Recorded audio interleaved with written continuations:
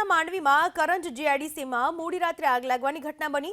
ઓરિલોન નામની મિલમાં મોડી રાત્રે આગ લાગી। ફાયર વિભાગે પાણીનો મારો ચલાવ્યો। શોર્ટ સર્કિટના કારણે આગ લાગી હોવાનું અનુમાન। મિલમાં પ્લાસ્ટિકના દાણામાંથી બનાવવામાં આવતું હતું યાન। આ મિલમાં મોડી રાત્રે આગ લાગી હતી, જેના કારણે નાસભાગ મચી ગઈ હતી। તાત્કાલિક ફાયર વિભાગને જાણ કરતા ફાયર વિભાગ તાત્કાલિક ઘટના સ્થળ પર ગાડી પહોંચી ચૂકી હતી અને આગને બુઝાવવાની કોશિશ કરવામાં આવી હતી। ઓરિલોન નામની આ કંપની હતી, જેમાં આગ લાગી હતી। પ્લાસ્ટિકના દાણામાંથી યાન બનાવવાનું કામ આ મિલમાં થતું હતું। સુરતના માંડવીમાં કરંજ જીઆઈડીસીમાં મોડી રાત્રે આગ લાગવાની ઘટના બની। ઓરિલોન નામની મિલમાં મોડી રાત્રે આગ લાગી। ફાયર વિભાગે પાણીનો મારો ચલાવ્યો। શોર્ટ સર્કિટના કારણે આગ લાગી હોવાનું અનુમાન। મિલમાં પ્લાસ્ટિકના દાણામાંથી બનાવવામાં આવતું હતું યાન।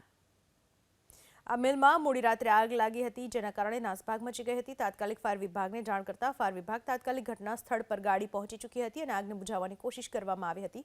ઓરિલોન નામની આ કંપની હતી, જેમાં આગ લાગી હતી। પ્લાસ્ટિકના દાણામાંથી યાન બનાવવાનું કામ આ મિલમાં થતું હતું।